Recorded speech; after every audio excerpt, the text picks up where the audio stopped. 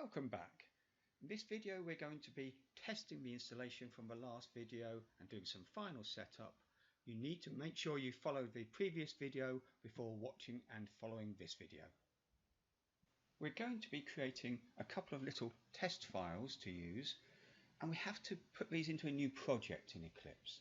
So we need to create a new PHP project, and we'll call this cunningly PHP project. I think the rest of these settings will do fine for now. Let's just click finish. Hopefully that screen will disappear. Yep, brilliant, it has. Okay, we look into here, we can see it's set up there for our use.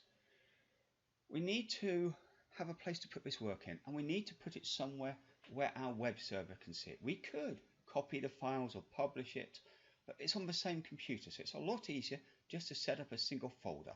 So we're going to go to our system, to our file explorer, and we're going to go to the disk C, and you can see where you installed Champ here.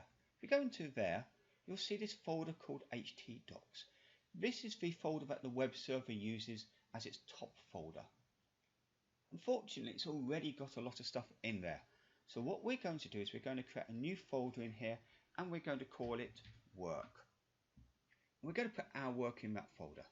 We just need to link that folder into the PHP project we created in Eclipse, and that's quite easy. We just do new folder and advanced, and from there we can do link to alternate location, and if we browse on there we can quickly find our htdocs and the work folder we just created.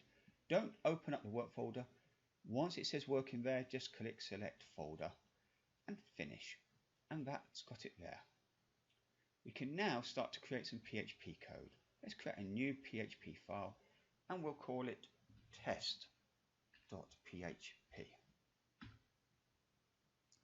Inside this, we're just going to say echo hello world. How do? Oh, my echo device is just activated. Brilliant. And close it up here. So let's save that, and we want to be able to run it just as a standalone program as well as in a web server. So the first thing we're going to do is test running it as a standalone application. So from here we can do run as, and we're going to choose a command line interface application. Although it says it can run on server or as a web application, I found those are just a bit more fickle when you're using them, particularly if you're developing separate web pages as well as PHP code. So I'm going to show you a different way to use those, but we will use the command line interface from here. So let's click OK. See, it's not found it, even though it shows it over here. It's not quite sure how to run it. So let's click OK, and we need to show it which version of PHP we want. So let's click search, and we'll go back to our Champ folder and just let it select that folder. It will now search all the way through that folder to see what it can find. In fact, it's found 4 different variants of PHP. We're just going to use the first one here. So we'll just add that in and apply and close. This time, if we now come back to our run as command line application, it should run in the console. As you can see here, absolutely fine, it's all run. Brilliant, that's done. We now need to check that that works in the web server. So let's come back to our web server here, and we can change this to say work. If you look in there, you can see your code you've just written. That's nice and easy. Click on it, it should all be fine. That proves that the web server is all functional.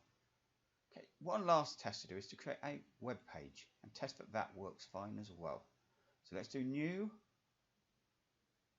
other. I think it's on here. No, new other. In here, we just look for the HTML wizard. Click next. We're going to call the file test.html. Make sure it's in the work folder. If we click next, it will show us that we want HTML5. That's the default. We could just click finish, in fact. All we want to put in there. That's just, I'm not too worried about this node.js. I don't think we need it. If we find we need it, I'll give you instructions later for how to fix that error. click on OK to get rid of that, and we'll put hello world in here as well. Save that, back to our web server, and let's just go to test.html. Type that correctly, HTML, and there you go, and that's fine as well. So now we know that we can create PHP code and web pages, and it's all working. So that's pretty much it. You can at this point also choose to stop your web server from running, although I think that will auto stop when you log out. That's it for this video. See you in the next one. Bye.